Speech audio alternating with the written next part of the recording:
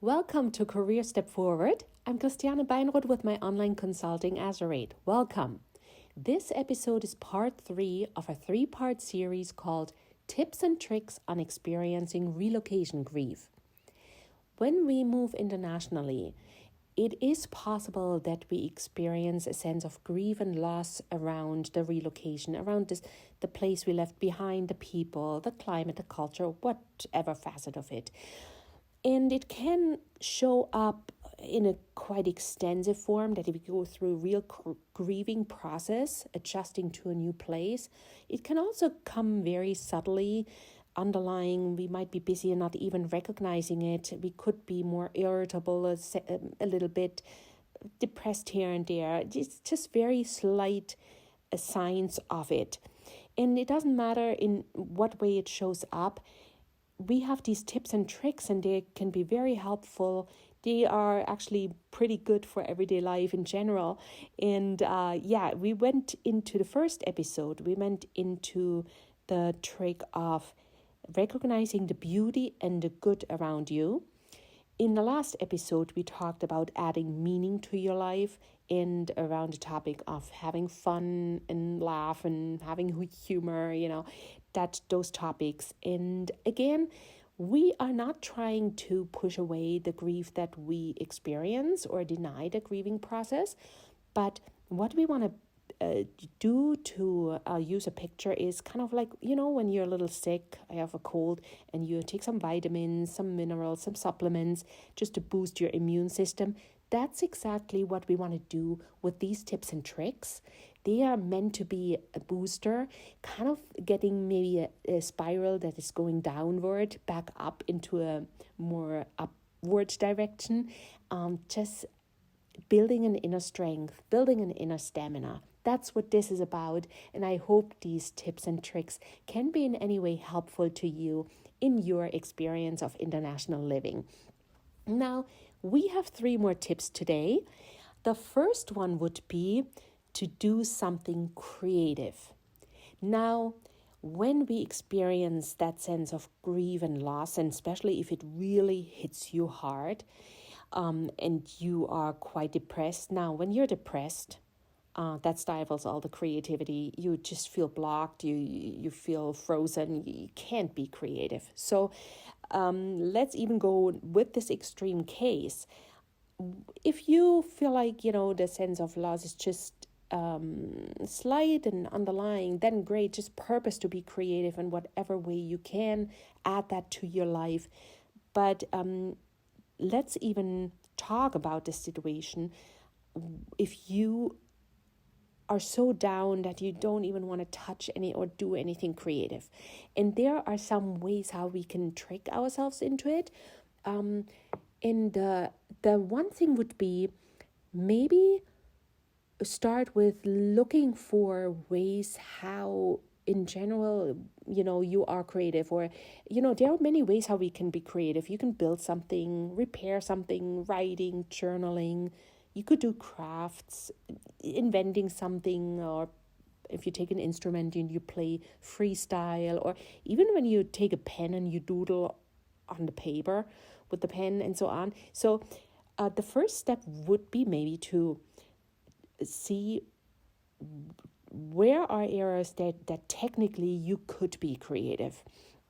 In my case, when I experienced that strong sense of grief and really kind of struggled with feeling depressed and angry, I actually wanted to pick up sewing and painting. That had been on my list because I had more time. Now, in the moment, I had no desire to, take a sewing machine out or take a paintbrush and be creative. I just couldn't. I was too frozen. I was too blocked. But what actually was possible, so I couldn't do the active part of being creative. I couldn't get active in being creative, but I was able to be receptive of creating things, creative things around me. Let's take the example of decorating. I moved into the new place and I had no desire of decorating the new place because I really didn't want to be there. But I actually was able to pick up magazines, these housing magazines and living magazines, and was able to look at beautiful decorations and recognize them. And that kind of, interestingly, inspired, it helped me to eventually put some nice things around me and get into decorating. So again, it's kind of that it's like this inner booster. So when it comes to the topic of being creative, if the situation is that we really can't be creative, look for ways how you can just receive or perceive and recognize creative things around you. Or I couldn't paint, like I really, again, and I actually haven't started it anyway, but I love to see nice color combinations. When all these shades of blues together are beautiful, and even maybe sometimes taking pictures of it. So look for the passive side of it, where you can just receive the creativity that is in life around you, and just simply recognizing it. And it's again the same thing, we're occupying our mind with it. And I love this because we are kind of tricking ourselves a little bit. We are helping ourselves out of this hole, but we have the strength in us, and so that would kind of be I think that's enough on the topic of being creative. So if you're not, look for doing creative things. If you can't be creative, look how you can just recognize creative things around you and just passively receive it. Next point is dancing, music, exercise. Fun topic. So what I started a while ago, about like 2 years ago now, I started salsa dancing. And I realized at some point that the salsa music, the Latino music, it had an upbeat effect on me. And I just loved the steps. And so I thought, okay, let's take a course. It took me a lot of courage, honestly, to do it, to start it. And and still, these mirrors in the dance studio, I still don't like to look at myself in them, and everybody looks skinnier than myself in it somehow. But anyway, dancing is an interesting topic because and that's a whole own subject on its own, because dancing is so healthy, this combination of movement and music. And also it also includes that topic of the physical flexibility that we have with our body, and that includes exercising. When we have a physical flexibility, it affects our mental flexibility. And again, when we are stuck in, let's say, depression, anger, grief, it's usually a kind of a not very flexible point we're in, or a flexible state we're in, and we're kind of stuck often, in a sense. And it's a way how through the physical movement we can influence the mental flexibility again. And again with exercising too, and music, just what we mentioned in the last episode about endorphins, the fun, getting the endorphins kicked in. And so if you can in any way incorporate dancing, music, exercising in your life, again, when you're really down and depressed, or maybe just simply busy, because you might just be so busy with your relocation and the kids and everything, what can we do, like how we said with being creative? How can we find those first little steps toward it, like stepping stones into it? With the dancing, it was just simply turning on the music sometimes. It just helped. And then I might even have been possible to do like 2-3 steps, and then that was it. But just at home, having the music on, it's a first step into it. As for exercising, I had before the move for a while, I had a routine of I have Pilates balls, like a larger ball and two smaller balls, and a bunch of exercises that I can technically do, and they work for me. And I try to, let's not talk about it, how often I don't do them, but basically I had a exercise routine that I could do at home, but because I felt so depressed, I just couldn't, pull them out, put the clothes on, and so on. You rather sit on the couch, eat some chocolate, stuff it in you, and dust the equipment here and there. So the step is too big to get into gym clothes or go into a gym. But again, let's find a stepping stone, and one that worked for me, and I'm just sharing it. I just put the stuff out there. I put the ball there, and in my regular clothes, no sweating, just do one exercise.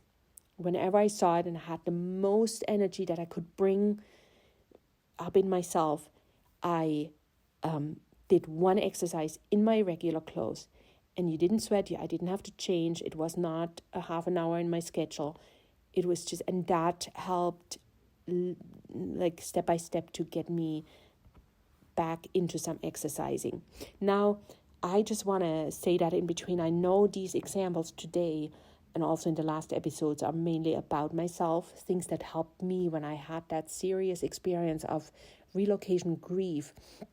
And I just want to point that out. I just think these are things that helped me. And sometimes, just out of real life, the experience from real life, I know you have your examples, and I'm very happy to hear what you experienced and what helped you on this topic.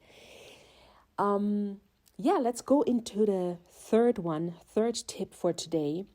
That one is also might be a little bit harder to do. I shouldn't say that. You might turn off the recording.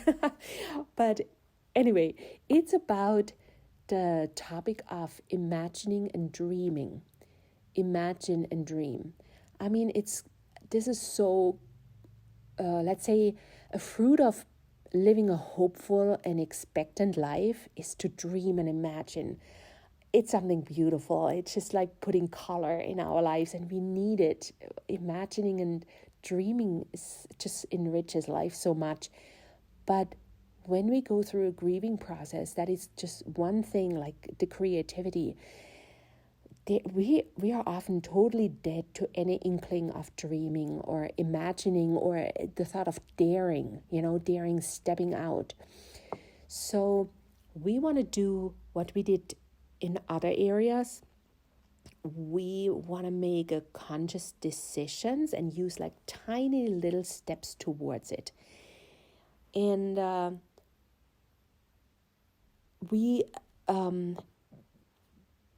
one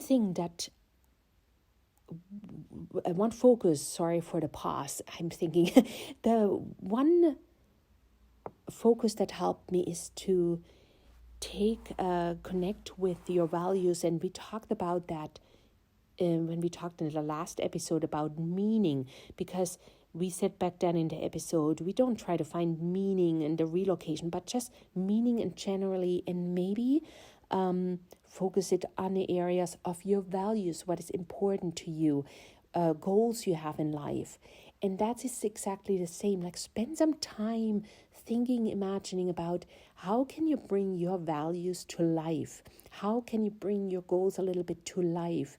And I know that is just, these are just tiny pieces of advice or maybe tiny steps, but all together it has an effect. It builds an inner strength. In my case, one of my values that I have is synergy, connecting people. I always think it's so amazing when I know, let's say, different people, they don't know each other, and I say, hey, this person, if they knew this person, they're kind of like, they would profit from each other. So that is, so I can do some imagining around that, just how can I connect people? How, let's introduce them. Oh yeah, this person, and so I hope this makes sense. Like, find little tiny ways, and I would suggest pulling out values you have and overall goals you have in your life, and start dreaming, thinking around how you can bring them to life, how you can get active around them. Now, this last one was a little more difficult. So we covered being creative, dancing, exercising, music, and also imagining and dreaming. Again, feel free to get back to me about it, what you think and your experiences. I'm always so happy to hear about people's experiences. And connect with me on social media if you haven't yet. You can you find me on azurate.com. That's my website. If you would like to just talk to somebody about your situation or want to have some support, feel free to connect with me, contact me. And in any situation, it could be relocation grief, it could be just around any topic of relocating or expat living, international assignments, anything like that, because it has an effect on our personal lives, on our personal relationships. Have a wonderful day. Thank you for listening.